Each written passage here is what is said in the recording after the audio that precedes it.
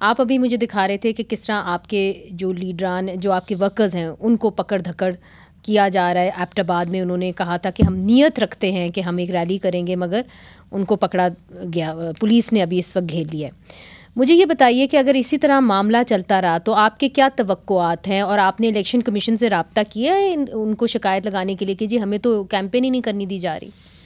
देखिए, बड़ी मेहरबानी नवाजिश, मैं पहले भी गुजारिश ये आपके प्रोग्राम में मुख्तलिफ बार आया हूँ और मैं कर चुका हूँ कि मसला ये है कि अगर यही प्रोसेस जारी रहा और इस तरह से अगर एक जमात के ख़िलाफ़ ही क्रैक डाउन और गिरफ्तारियाँ, अगवा, छापे, उनके घर सील, ये सिलसिला जारी रहा तो इस इलेक्शन को फेयर कौन मानेगा कि ये फ्री एंड फेयर हुआ है। दूसरे नंबर पर बात यह है कि अगर बात रजू के हवाले से हो तो हमने इलेक्शन कमीशन से भी रजू किया और हमने सुप्रीम कोर्ट से भी रजू किया, और ये बात जो है बाकायदा तौर पर वज़ीर आज़म पाकिस्तान जो अबूरी हमारे हैं काकड़ साहब, उनको भी हमने रिक्वेस्ट की कि मुल्क के अंदर ये सूरत हाल है, फंडामेंटल राइट्स जो हैं उसकी वायलेशन किस तरह से हो रही है, हमें फील्ड ही हासिल नहीं है। कुछ जमातें कह रही हैं कि लेवल प्लेइंग दिया जाए। उनका जवाब क्या आया? इलेक्शन कमीशन का जवाब क्या आया और काकड़ साहब का जवाब जी? इलेक्शन कमीशन ने फिर जो है आगे से जो है वो वज़ीर आज़म साहब को जनाब कोई लेटर लिखा कि ये इस तरह से मुतालबा कर रहे हैं। ख़ुद उन्होंने कोई हुक्म नहीं जारी किया, ख़ुद उन्होंने कोई नहीं कहा कि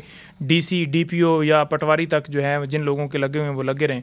ख़ुद उन्होंने कोई नहीं कहा कि किसी जमात के ऊपर इस तरह से। खत क्या लिखा? वज़ीर आज़म को खत लिखा जी, उन्होंने कहा कि ये लेवल प्लेइंग फील्ड मांग रहे हैं, और वज़ीर आज़म साहब कहते हैं कि मुझे अगर मेरे तक कोई आएगा कि मुल्क के अंदर ये हो रहा है, अदरवाइज़ मैं वज़ीर आज़म तो ज़रूर हूँ, लेकिन मेरे तक कोई आएगा मुझे बताएगा कि ये बंदा अगवा होगा तो फिर मैं देखूँगा।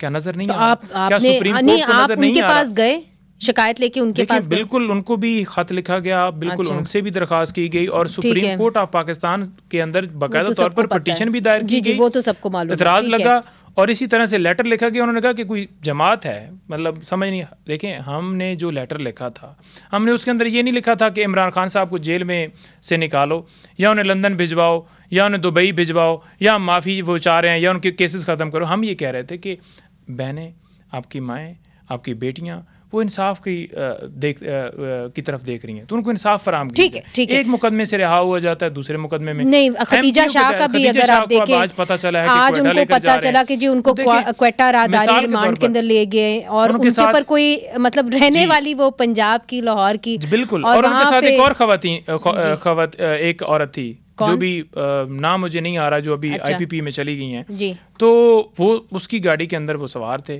अब वो क्योंकि प्रेस कॉन्फ्रेंस कर गई तो वो बरी उज़मा हो गई। पहले इनको मुकदमात में गिरफ्तार किया गया, फिर जब वो तमाम मुकदमात से रिलीज़ होती गई, उनके ऊपर साबित होता गया कि कोई जुर्म नहीं है, फिर उन्हें MPU के तहत गिरफ्तार किया गया। अच्छा, ताज साहब, ये जो बात करें, ठीक